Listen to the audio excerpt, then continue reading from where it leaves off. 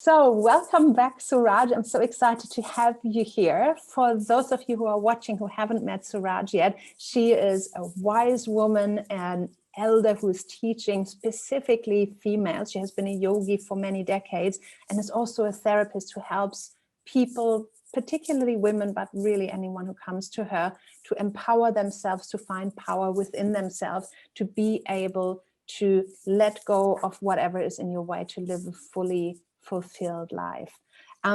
What we're going to discuss today is self-love and how specifically to give ourselves that love for ourselves. It's hard enough when we are out of a relationship, when we are stressed, when we have lost a job or something, when we're really sitting in a position of lack, to know what exactly can we do to feel that love for ourselves again, to feel abundance again, to feel really great about ourselves. So Suraj has promised me she has a lot of interesting strategies and a really beautiful meditation that she will share with us that will guide us back to filling our own cup.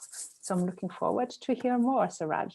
It's really how you feel about yourself. You know, so often we're trying to make ourselves better so that we can love ourselves. So it's going deeper than that. It's actually realizing that you are love and there is love inside you. And sometimes the easiest way to do it, I think, is to go back to see yourself as a young child or look at a young child. And, you know, it's like when a baby's born, you know, it's so beautiful, so innocent, amazing. That perfect baby comes out of the mother.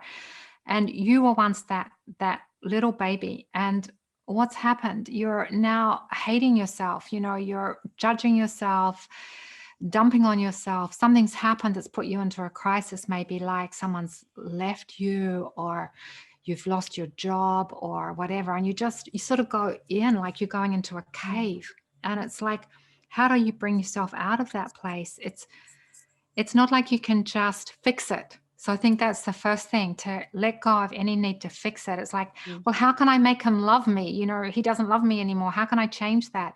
Do you really want to be with someone that doesn't feel about you the way you want to feel about yourself? Like, you know, it's like,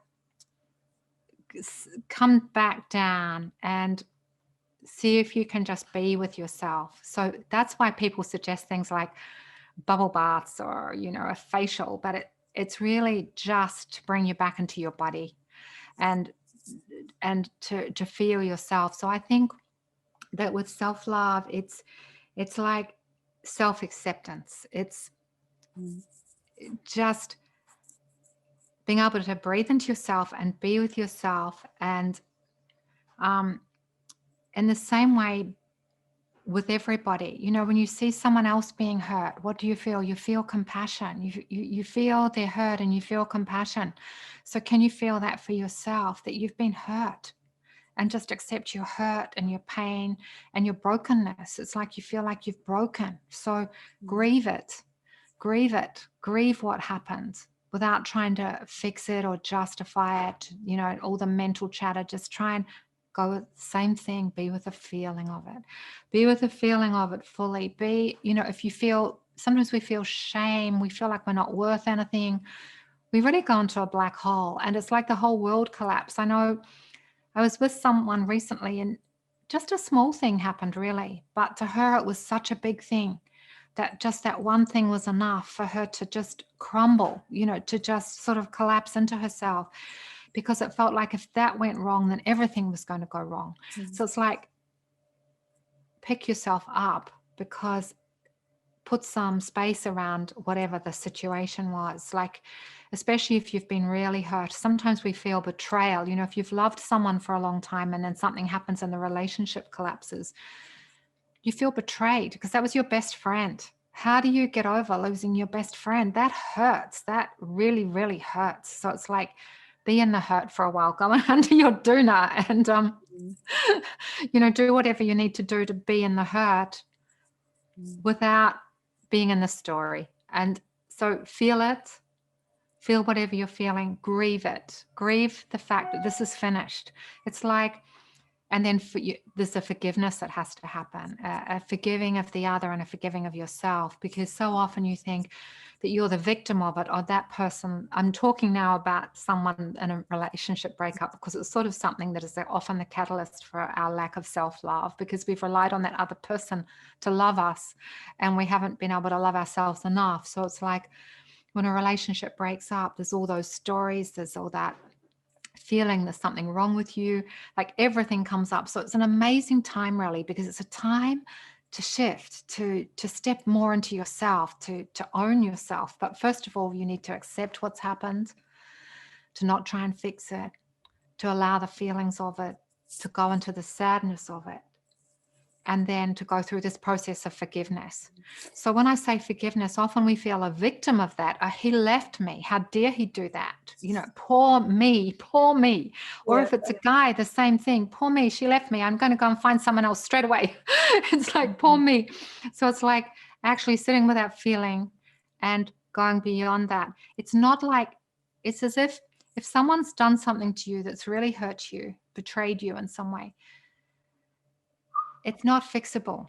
There's nothing that they can do to make that better. Whatever they've done, they've done. So it's like, can you accept that they've done that? It's hard, but accept that they've done it. And it will, if you can accept it, it will always change the dynamic of the relationship. You're not going to go back into being that victim again. You're not going to allow that betrayal again. You know, some people go over and over into the same pain. So by forgiveness, I actually mean acceptance and realizing that nothing can absolve that debt. So can you stop it hurting you so much and accept it and let it heal, let it heal. It's the same if you've really hurt someone else. Sometimes we're the ones that have hurt someone else. We know we've really hurt them. We know we haven't handled it well.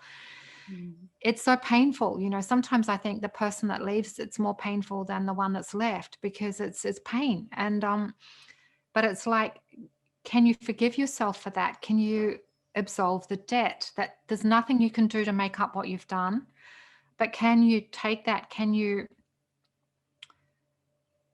see it so that you'll never do that way again? That's the thing. Can you change your pattern? Because it's your pattern that's caused the pain for you. So change the dynamic of how you are in relationship, change your pattern, and start to bring this love into yourself. And so this could be your spiritual practice, you know, it could be meditation or yoga or anything that you do that actually starts to heal you right from that deepest level. Yeah, And basically the learning, like what have you learned? If you want to honor the person, you've hurt them. If you can't honor them by undoing what you did. And I totally relate. Like last year, I hurt someone really bad, not in a relationship context, but I hurt someone who actually meant a lot to me. And I can't take back what I said. So that's never going to go away. But taking as many learnings from that, really looking inwards, what triggered it and what can I do different next time if I'm ever in a similar situation, that's my best way of honoring that person. Bringing it back to self-love, what you said there I found really interesting as well, because what I was hearing when you talked about how to treat ourselves and how to be self-compassionate and listen to ourselves is basically like being our own best friend. And it's interesting because I know when I've been in those situations, I've sometimes tried to do those things to make it go away, make the pain go away, or like step into this doing mode. If our best friend did that and didn't really listen and didn't really sit with us and didn't really hug us and just be with us in that pain, I think I would get pissed off with them eventually. If they just went into, oh, let's do this, let's do that, but they're not listening to me, I would just go like, what the hell? What are you doing? And yet we're doing this to ourselves. So I think the concept of self-love as how would I wish my best friend would treat me, especially when I'm not well, is actually quite a good hint, right? it's a wonderful hint, because really that's what we want. We want someone, you know, a best friend is someone that's there for us, isn't it? They will listen, but they won't interfere too much. They're not going to tell you what to do or anything. And that's take our cue for the pace of what we need. They are not coming in with an agenda of you know, like a really good, like a shitty friend might potentially come and like, oh, you're not fun the way you are. Can you just hurry up and be fun again? Who needs those kind of friends, right? But if we have a friend who's actually compassionate, that's what really matters. And if we start to go just sit with what's happening, it's also that feeling. Sometimes you can feel the gratitude, you know, because you realize what that relationship was for. You sort of take the personal out of it. Like it might have been, well, you might have had 2 or 3 children from that marriage, and look at those children that, you know, maybe you were together to bring those children in, and now you don't need to be together anymore. Or maybe it was to teach you something about you being feminine. You know, maybe this person brought out the feminine in you and now you've embraced it. So maybe that part's finished.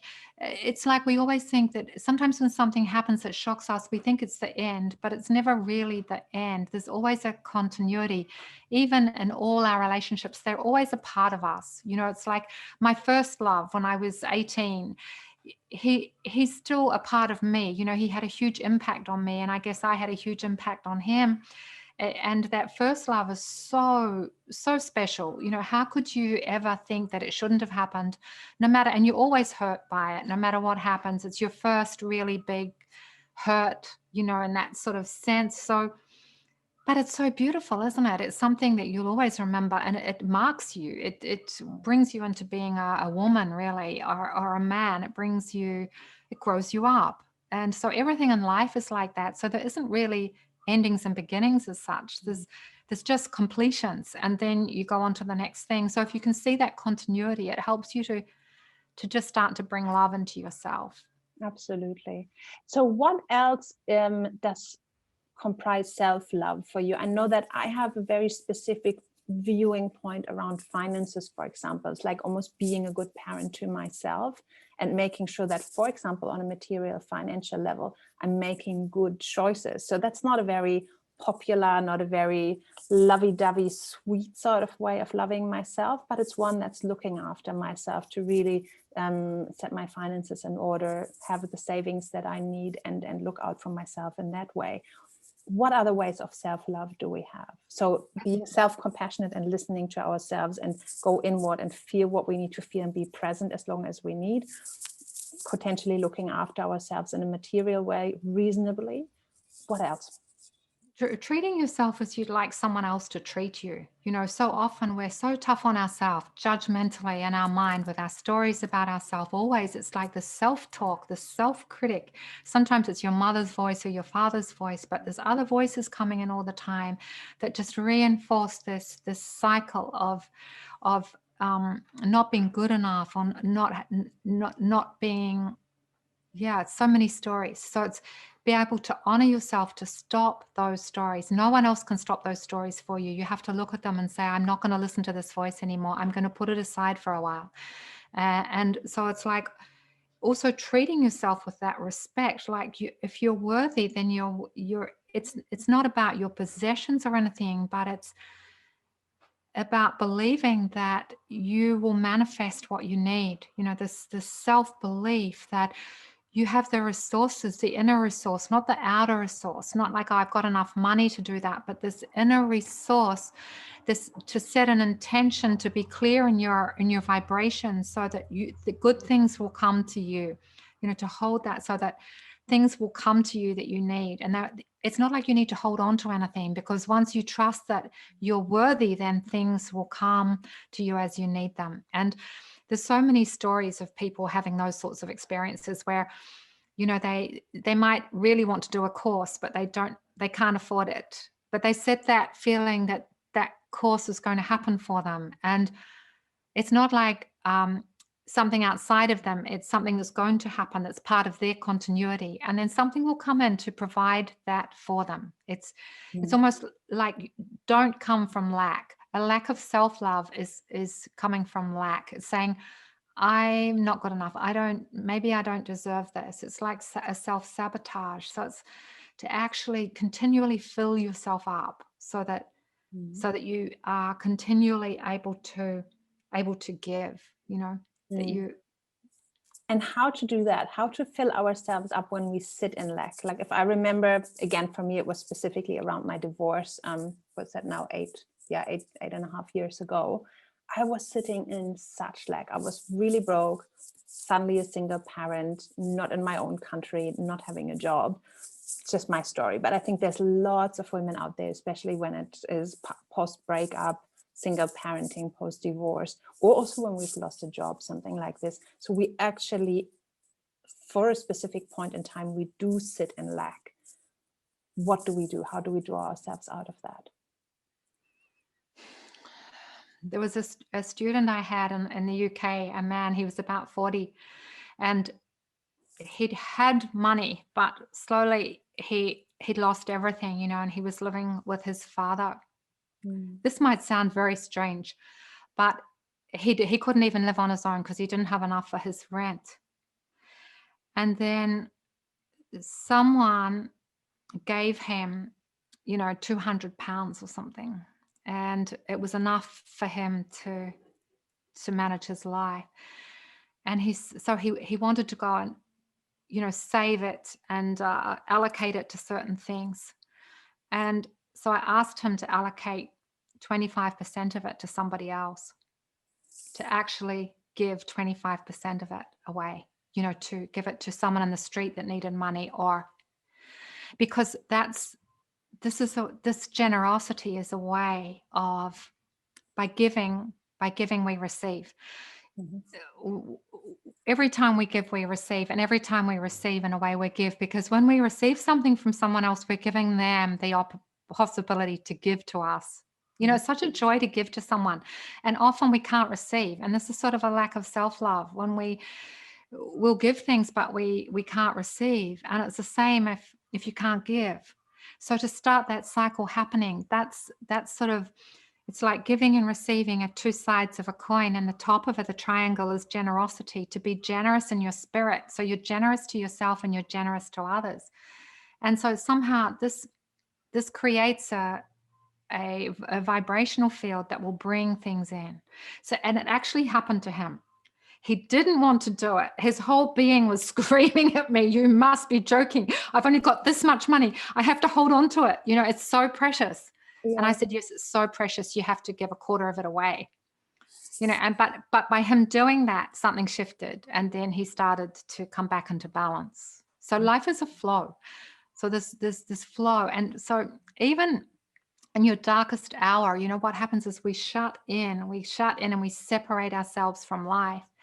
And so just to open a little bit is enough. To open to others, to open to life is enough to start you again. It's like a rebooting. Yeah. So it's just that gentleness of opening your hand. I used to have a thing that I would do with myself. I used to say, open my hand, open my heart. So if I was in some situation where I started to feel myself close down, you know, when you start to contract, yeah. I might be talking to somebody and it would happen. I would open my hand. Like I'd just be talking. I would just relax my hand, open my hand. And by doing that, my body would start to relax. And then I just think, open my heart. And that would just mean connect back into that person, because I've put a wall up, you know, I've blocked them. Wow. So just by opening my hand and then opening my heart, something would drop away and I'd be able to connect back in with them. Separation is the most painful thing, because that's when we feel lost and unloved and uncared for. But in fact, it's the separation to our own inner being. It's the separation to our soul that's really the painful part. So I want to do just a very little process with you, if you're here with us today, which is really, it's a little meditation for calm. But what it will also do is open you to love, open you to receive love. So you cross your arms like this at the wrist, and then you bring it down in front of your navel point. Just relax your shoulders, relax your body, gently close your eyes, and bring your focus as if you're looking through your chin. And don't worry if you can't look through your chin, just imagine that your focus is down through your chin. This is a gaze that really calms. And you're going to start to breathe in through the mouth, as if you're sipping the air like through a straw. And then exhale through the nose. So you just inhale through the mouth as if you're sipping the air like through a straw. long and slow. And then gently exhale slowly through the nose.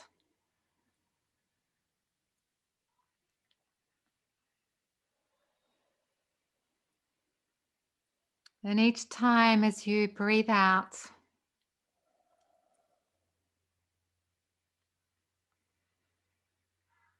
just feel as if you're sending out a blessing to the world, to the four corners of the earth, to all of humanity.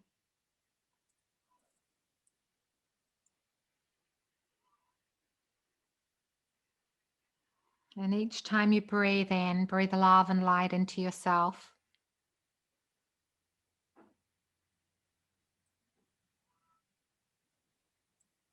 And each time you breathe out, send this light and love out into the world.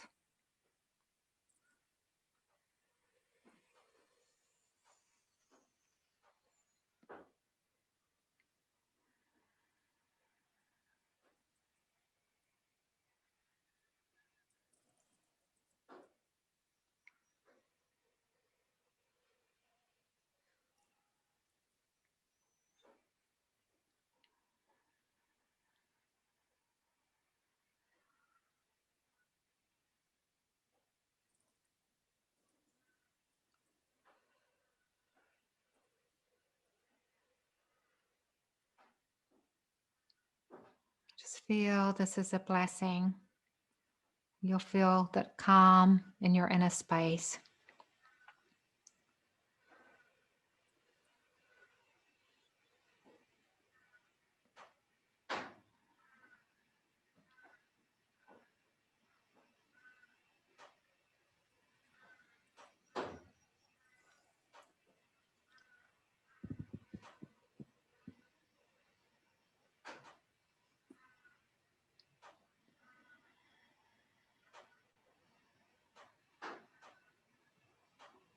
And gently inhale.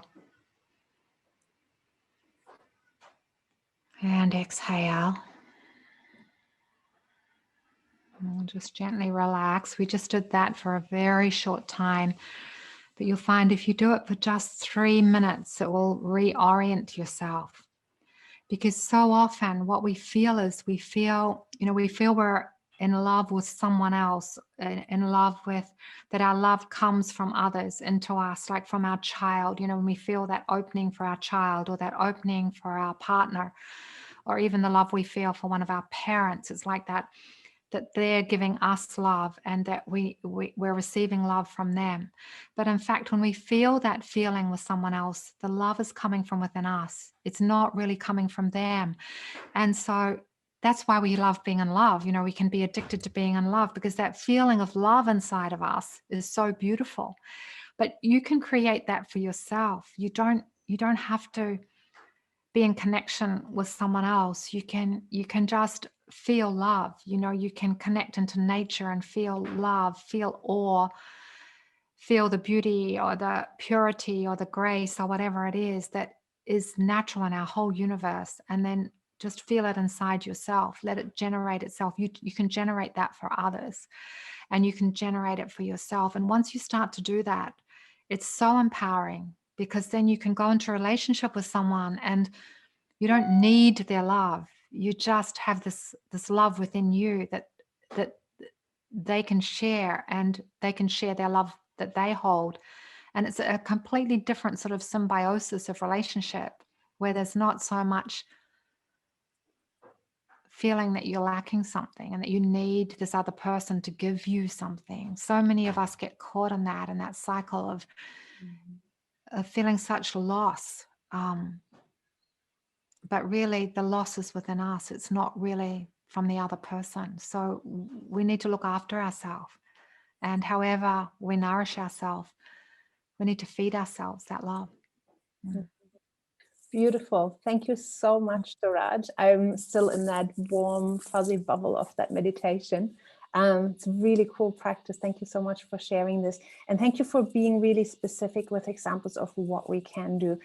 What I find in everything that you have said, it's very much a process of empowering ourselves. So to not need to look on the outside for anything or anyone to provide something that has been inside ourselves all along. So rather than finding something to fill my cup, it's bringing my awareness back to knowing that my cup is always full and that I can refill it from the inside out at my own choice. And that might, especially when we are just broken up, say out of a long-term relationship or something, it might not be what we want because we want something to give us something or someone to give us something. But the truth is, the longer we sit with it, the more aware we are of what's really going on, that's the real healing process. And that's the thing that is eternal and a long-term sustainable solution rather than a quick fix. And truly, when it comes down to it, that's what we want. We don't want quick fixes. We want something that works in the long run. So thank you so much for your time again today, and we'll see you again very soon. If as a participant in this session, you have enjoyed the content we are providing, you've enjoyed Suraj's presence, please feel free to subscribe to our channel. Feel free to click the bell button afterwards so that you get notifications when we are publishing new content. And as always, you are also very welcome to leave a comment down in the comment section. Maybe just share what is your favorite strategy for self-love and what are things that have worked for you in the past that are filling your cup, especially the ones that you can provide to yourself. Share that with our community and let's get this conversation going. Thank you so much and see you soon.